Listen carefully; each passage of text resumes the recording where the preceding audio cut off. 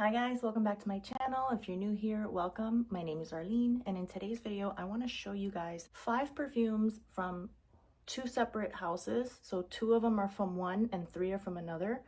And these are something that I consider to be precious. There's something about them. I don't know if it's the house. I don't know if it's how old they are. There's something about them that just makes them feel very ethereal and fairy-like and precious, from the name to the bottle to the designer to the scent. I feel like they're not very well known. You might be familiar with some of them, but they're not like mass appealing. They're not for the masses. They're not, we're not going to be talking about Valentino or Dolce & Gabbana or YSL, or, we're not talking about Middle Eastern. These I very much value in my collection, and one of these in particular I've been wearing for many years. The first house I'm going to start with, I kind of just learned about, and the very first perfume I want to show you is Casmir, and the house is called Chopard. Chopard, it's French, right? Chopard. So this one's considered an Oriental vanilla, and since I've been kind of new to all of this, I've really been diving in deep to understand, to read. When you hear the words Oriental vanilla, you kind of think, uh-oh, that's gonna smell grandma. It's gonna smell dated, isn't it? This was actually launched for the first time in 1992. I was 9 years old. I'm turning 42 this month. And for me, that wasn't very long ago. It doesn't feel like it, but I guess you can say this is over 30 years old and it's a vintage. But I'll just start off with this. The other day I wore this at home. I was having a craving for it. I've made a little bit of a dent in it, right? And it was a weekend morning and I put it on because I just wanted to. Like I've said many times on this channel, I wear perfume for myself. And my 13-year-old daughter, my very picky daughter, picky with everything. She gets overstimulated easily with sights, sounds, smells, everything. And she's been wearing Eclair, and she's been wearing Choco Musk, and she's been wearing Kamrakawa, which were my perfumes that I gave to her because she tried them, she loved them, and I let her keep them. I did buy a Kamrakawa backup for myself, but I didn't buy Eclair again because I have some other Eclair similar ones that is just enough for me. But I was wearing this, and she didn't know I was wearing this. She didn't know what I put on. She doesn't know what I do. But I just walked past her in the house and she goes, "You smell good.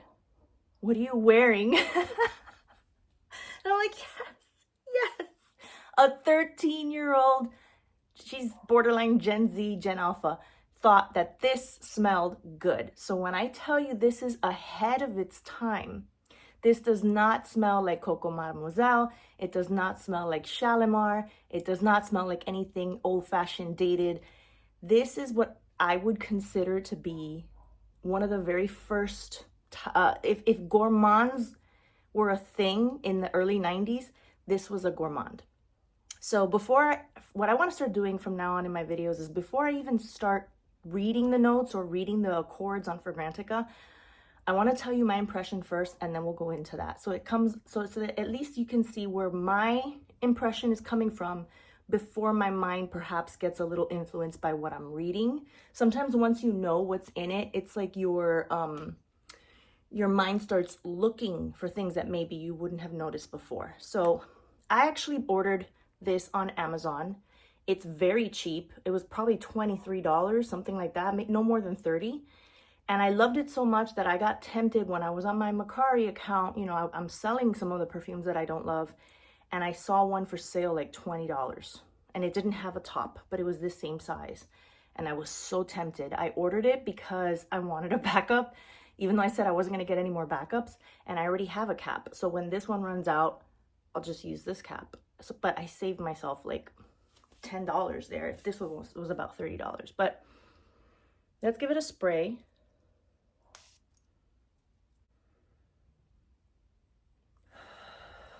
So this isn't your typical modern day gourmand. You're not going to immediately smell vanilla or a cupcake.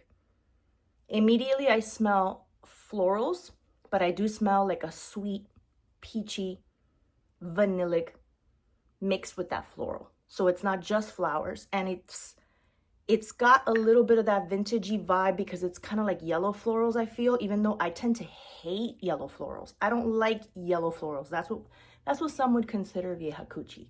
Vieja cuchi perfumes have yellow florals. White florals tend to be more in style today. Your orange blossom, tuberose, jasmine, magnolia, and so on and so forth. However, rose is also becoming very popular, has been very popular in recent years. Rose can be very easily sort of dated smelling. But in this perfume, I don't think there's honey in here, but I smell like it's like delicate little yellow flowers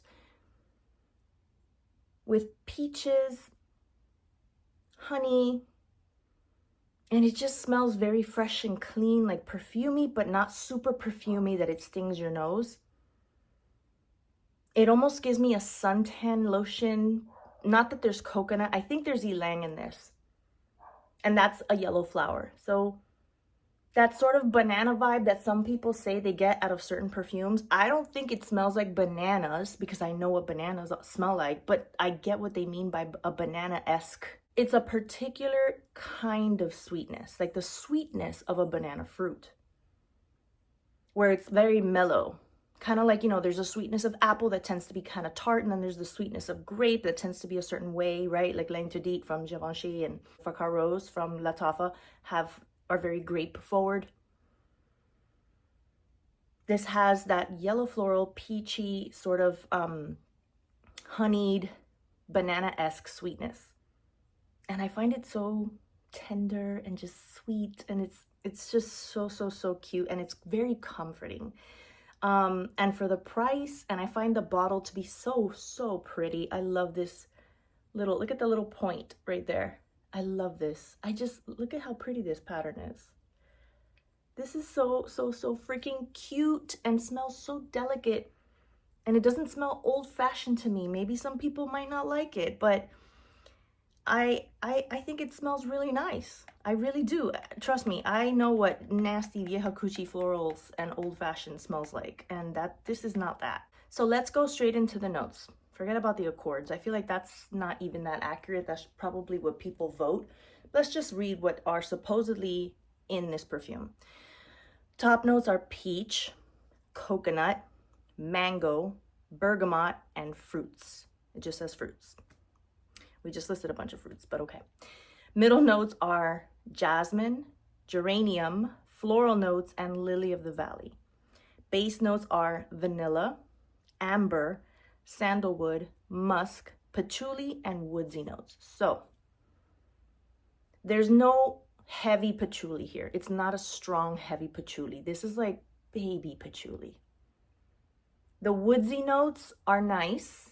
That is kind of Chanel Coco Mademoiselle-esque, the woodsy notes. There's no oud. It's not like a heavy type of masculine wood. It's a sweet kind of wood. And I'm assuming, you know, sandalwood is kind of, to me, kind of like a sweet wood. And then you go ahead and you mix it with vanilla and a little bit of amber and a little bit of musk. Musk is kind of like, you know, very clean, kind of like fresh out of the laundry sort of powdery scent. But then amber's got that like medicinal kind of like tart heaviness. Combine those, and then you put a little bit of vanilla and a little bit of sweet sandalwood. And you get this really pretty finish. It's just such a nice little bed for all those fruits and flowers to sit on top of. This is not offensive. This is not sharp. It's not screechy. It's delicate.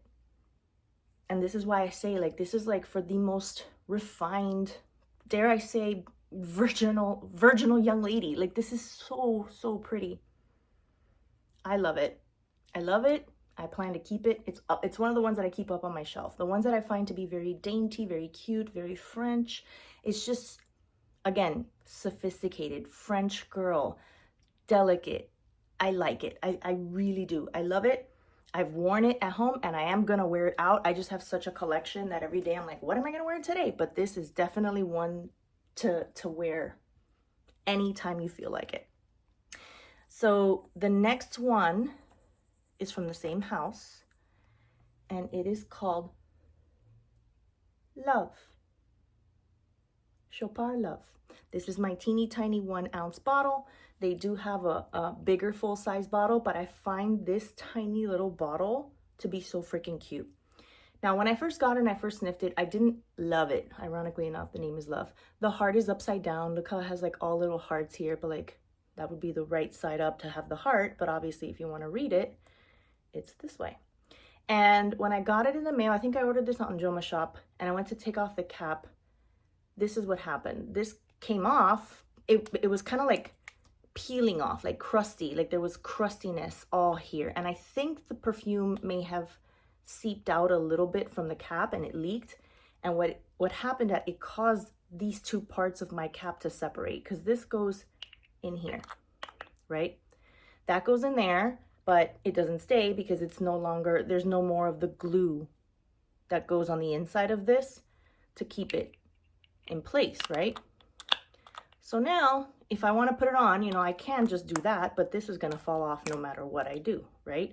So I just have to, I put this on, it keeps it protected, right?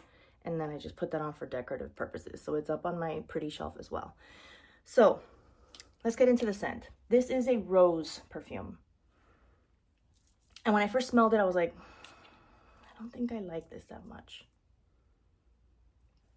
And not long ago, I thought of putting it up for sale on Mercari. But something told me, don't. Just hold on. Don't sell it. This is something that like should be in a collector's. This is like a collector's item. Even though mine's, you know, obviously the cap is a little damaged, but. And I'm gonna show you something that this reminds me of in a minute. So this is oriental. This is vintagey style. It's rose, and it's like honeyed rose, but with a lot of heavy woodiness. So Coco Mademoiselle is always the first thing that I go to when I want to think of like something vintagey that I like, because I love Coco Mademoiselle. I don't like Chanel No. 5 or anything like that, but there's a lot of woodiness in that one, but there's more citrus, and there's a lot of florals, other florals combined with rose. There's no citrus that I'm picking up, but I'm getting a heavy rose. I'm getting a sweetness, like a honey sweetness, patchouli for sure, and woodiness, lots of woodiness. So I don't think this is going to be everyone's cup of tea. I think this is an acquired taste. I think this does smell a little bit dated. But for me personally, it's like a vintage that I can appreciate. You get what I'm saying? I don't mind wearing this and having someone else smell it on me. If it makes me smell old or dated, I don't care, because I appreciate the scent. I think it smells beautiful. It smells elegant, it smells refined, but I'm warning you and I'm letting you know. There could be some people that will say this smells mature, which is why I almost decided to sell it. But I've chosen not to, because as I have gone growing my collection and I've gone smelling so many perfumes from different types, from a cheap Middle Eastern to a very nice Middle Eastern, you know, to a cheap designer to a very expensive, nice designer, I've grown fond of this type of scent profile, and I've grown to appreciate it. And if you take out of your mind, you know, stereotypes and what fragrances should fit into what category, and you just smell it for what it is, it smells beautiful. I have smelled perfumes that smell disgusting. Whether they're modern and new or whether they're old and dated, this to me is timeless. Now, I have something that I haven't reviewed on this channel yet. I want to review them, but you know, one video at a time. But I'm going to bring it down just to show you what this smells similar to, okay? In a little bit of a way, reminds me of this. This is Elie Saab's Nuit Noire. So this is also considered very woody, very honeyed, very patchouli, lots of rose. But this is a bomb. This is like 10 times more wood, honey, patchouli, florals, like in your face. This is like a delicacy. This is like very soft and subtle in comparison to that one. But they're of the same family. So I have considered selling this one on my Mercari, but what happens to me is the same thing that happens to me with this one. Only this one I might actually wear out, and this one I'm a little scared to wear out. I'm scared that people are gonna be like, who smells bad? But I like the scent. I like the smell, and I don't want to like get rid of perfumes because other people wouldn't like it, or buy perfumes because other people would like it, or get rid of, you know, I want perfumes that I love. And this is strong medicinal. I think I talked about this in one of my last videos because it smells quite similar to one that I hated and rejected and want to sell, and that's Carrelage Carus Amber Gold. Strong medicinal to me is because of the amber. Or now I'm realizing patchouli mixed with honey can smell like amber, because my Swiss Arabian Amber 07, I sold it because it smelled like this and like that. The Carus Amber Gold. Carus Amber Gold has amber in it. It's in the title, Amber Gold, but I also looked up the notes. It does have amber. I don't know if this has amber. I haven't looked at the notes, but I think when you mix patchouli and honey and rose and you put them together, it can smell similar to amber because it's got that, you know, that rosiness kind of smell, and then it's got that sweetness from the honey, and then it has that dirty, heavy green mossiness from the patchouli. And you put all those three things together, you get kind of a medicine smell. But in this one, there's more honey and there's more rose, and I can smell it more clearly. Whereas in the Amber Gold, the Carus Amber Gold, it's just super medicinal amber, just like the Swiss Arabian Amber 07 that I sold. And I do want to sell that one. It's just not for me. But this one is like more nuanced and layered with that beautiful rose and that beautiful honey, and I can smell the patchouli. Like I can tell the differences of the different notes and how they dance together versus that one's just like straight up amber, and I just don't like it. But this one next to this one completely overshadows it. Like I can't even smell this anymore. So this is like a delicacy, and this is like a bum. But anyway, I wasn't intending to talk about this one on today's video. I just wanted to show you for comparison's sake. It's getting hot in this house right now. I have the AC off because I feel like when the AC's on, there's a lot of background noise, and I feel like my audio just functions a lot better with the AC off, and it's kind of hot in here today. So bear with me. I feel like we never went over the notes. I'm still looking at my Fragrantica that I have opened up here. So give me 1 second. Wow, this has a lot of rose. So, Chopard Love. Top notes are damask rose, rose, taif rose, cinnamon, pink pepper, violet, and mandarin orange. Middle notes are, you ready? Bulgarian rose, rose, Moroccan rose. That's correct. So far we are 6 different kinds of rose into this bottle. Jasmine, sambac, and orange blossom. Base notes, brace yourself. Turkish rose, patchouli, honey, sandalwood, cacao, cedar, vanilla, brown sugar, and tonka bean. Rose bomb. There are 7 types of rose in this perfume, but there is also patchouli, and there's also honey. And there's the sandalwood and the cacao. There was a moment when I sprayed this that I was like, I didn't even remember the notes. I don't remember the notes of every perfume I own right off the top of my head. But there was a moment I recall that's probably what made me say, you know what, don't sell this yet. This is kind of interesting. I sprayed and I was like, suddenly I'm like, I smell chocolate. Where's this chocolate coming from? I can't tell you that I've smelled it again, but that's how some of these perfumes are. They're so nuanced in that way that like little notes will just surprise you randomly out of nowhere. And I just felt like it was too soon to maybe say, nah, it's not for me. I love how complex and layered this is. I love jasmine. I love orange blossom. I don't tend to love pink pepper, but in this, it's not bad. It's not sharp. It's not punching you in the nose. I honestly don't get a lot of cinnamon, but I think everything just blends so beautifully that's why it creates that yummy sweetness. Mandarin orange adds to the sweetness. I have no clue what the violet's even doing there. It just blends in with all those different roses. It just smells floral. But like I said, this is rose, honey, and patchouli, and that little bit of woodiness. And there's sandalwood and cedar. So there you have it. And you got the vanilla, the brown sugar, and the tonka bean that help bring it a nice, yummy, delicious. It's not just honey. Like it's It's not just honey sweetness. It's got that vanillic, you know, sweetness that makes it kind of nice. I think this is gorgeous, and I really very much enjoy it. So I'm keeping it. The next one I want to talk about is one that I've had for many years, but this is actually my second bottle, and it's not the same bottle because I think it's been reformulated. The bottle has been redesigned, and that is Lolita Lempicka. Now, I'm not sure if Lolita Lempicka, it says here Parfums Lolita Lempicka Paris. So I'm assuming this is also a French designer. So I'm looking at the formulation of the original bottle, and this perfume came out in 1997.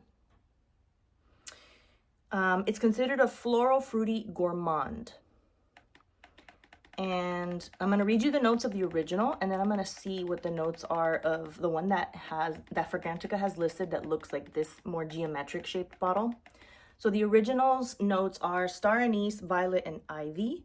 Middle notes are licorice, cherry, iris, orris root, amaryllis. Base notes are vanilla, praline, tonka bean, white musk, and vetiver.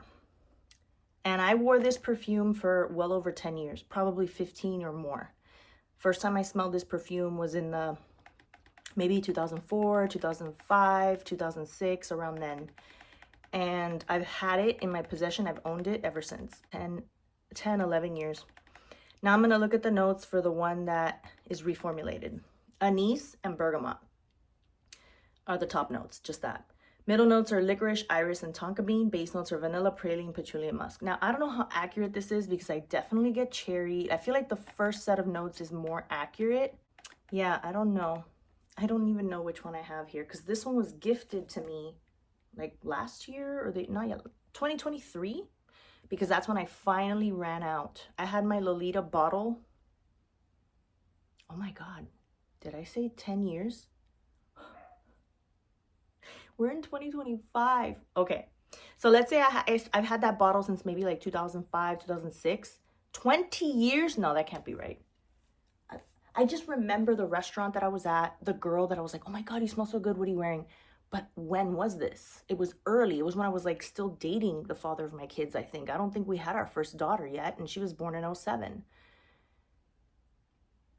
Unless I had a bottle of that, ran out of it, got another bottle of it, that one ran out, and now this is my third bottle. That's very possible. But I've been wearing that perfume forever. And when I got this one, I really didn't notice a difference, but what I have noticed is a difference in the longevity of it. And the notes for this one doesn't say that it has any cherry, but I swear I still smell, it smells like the same perfume more or less. It just, maybe Fragrantica's not listing everything on here, but this perfume, let's forget about the notes for a sec. Forget about the notes. The licorice and the anise vibe doesn't hit me in the face in a gross way. I had purchased something that is a very licoricey anise perfume because I wanted something similar to this to just add to my collection. It was called Loverdose by Diesel, and I sold it on Mercari because that was an anise and a licorice that was done badly. It was so like Halloween candy. This is not like that. Like if there is an elegant anise, like maybe like anise tea or something, this one's like that. This is an elegant anise. This is not Halloween candy like licorice sticks. Loverdose Diesel almost did have, I even sprayed it on my daughter's hands so they can smell it, and the first thing they told me, like, it smells like burnt rubber. And I'm like, let me smell your hand. And you get a different perspective, especially when you smell it on someone else, and it kind of did. So I'm glad that I was able to sell it. I did take a hit, you know, I sold it at a huge discount, but this is nothing like that one. This is, if, like I said earlier, all these perfumes are very ethereal. This is what a fairy would smell like. There's woody notes, but they're very gentle, sweet, soft woody notes, like a little twig bird's nest in the woods, right? Very gentle, not heavy woody. Beautiful star anise, like brewed tea, right? There's pretty florals. There's iris, which gives it like a powderiness. We all know that iris tends to smell kind of powdery. It smells like makeup powder, but this doesn't smell like lipstick. It doesn't smell like that. It also has praline and vanilla, and so this is incredibly sweet. I mean, we said it from the beginning. This is a fruity floral gourmand, okay? But then you have patchouli, and it's also baby patchouli, super light. This is nothing like Flower Bomb, nothing like Coco Mademoiselle. If you didn't tell me there was patchouli in here, I wouldn't think that there was. I would think maybe it was like just musk, or like a sandalwood and a musk. But there's also musk in here, which also adds to that soft, you know, powdery, very delicate. The tonka bean adds to that vanilla sort of flavor as well, that vanilla scent. Bergamot tends to be, in most perfumes, like the very first thing is like, oh my God, this is so sharp. This is so bright. I don't get a sharp, bright. There's nothing about this that's offensive. It's such a delicate, sexy, beautiful, feminine perfume. I think I've talked about this before in another video, so I don't want to like be redundant, but I adore this. I've always had this from the moment that I first smelled it on someone and was able to get my hands on a bottle. And I've always, if it ever ran out, I always get another bottle, and I will always have a bottle. I absolutely adore this. So the next one is from the same house, Lolita. And all these years, that Lolita bottle that I just showed you, this one, was the only Lolita perfume that I've ever owned. And I said, you know what? If I love that one, I might love others in that house. And I've been so curious because I've heard of this one and I've seen it. Even before going into like YouTube videos of perfumes, I've heard of this one and I've seen it. And I've always wanted to try it. And that is called Lolita Land. And this is cute. Looks like if it's I don't know, it looks kind of like a bell pepper. But I'm thinking it's supposed to look like a pumpkin. The juice came like this, okay? Super, super like ambery, reddish orange. And the cap is plastic, but it's like a little baby deer, like a Bambi with wings, like sitting on a nest or something. There's even like a little snail. I don't know if you can see the little snail that's hanging out down there. It's just like, look at the little flower. It's like little woodland creatures. It's so, so, so like magical fairy woodland creature, you know, sort of. The theme is so pretty and dainty. I love this house. But then let's talk about this perfume. If you like Jean Paul Gaultier's Scandal, Scandal by Night, if you like sickly, sweet, syrupy, delicious, fruity, you know, peachy, just yumminess, that's what this is. So let's just spray it and then I'll read the notes. Let's spray it. I haven't worn this out to work yet, but I've worn it at home and I've gotten very familiar with it. I've made a little bit of a dent just wearing it at home. Immediately right off the bat, I get a peachy citrus, like oranginess with like peachiness, like syrup, like orange syrup. And it is a little sparkly. And I'm very much reminded also of La Belle. Jean Paul Gaultier, La Belle. I don't know if there's pear. I'm not looking at the notes right now. So peach, orange, pear, I want to say. Something sparkly and bubbly, but that sparkle is very, very muted. It's not like pow hitting you in the nose like pink pepper, like Club de Nuit Imperial is supposed to be duping Delina Exclusive. Oh my God, that was like fizzing up my nose like I had just drank like a seltzer water or something. It was just so bad. This is delicate, but at the same time, sultry. It is syrupy, okay? Again, I'm thinking in my mind, La Belle by Jean Paul Gaultier, La Belle Le Parfum. I'm thinking Scandal, Scandal. Honey. Did I not say honey? Okay. So peach, orange, fizzy bubbly, honey, pear. I get vanilla for sure. It's like a dessert. But at the same time, there's like citrusy fruitiness to the dessert. So it's kind of refreshing too, not like overly indulgent, decadent. So let's just get into the notes, okay? Top notes are Bellini. There you have it. There's that sparkle that I got. Orange, Italian mandarin, pepper, lemon, grapefruit, and lime.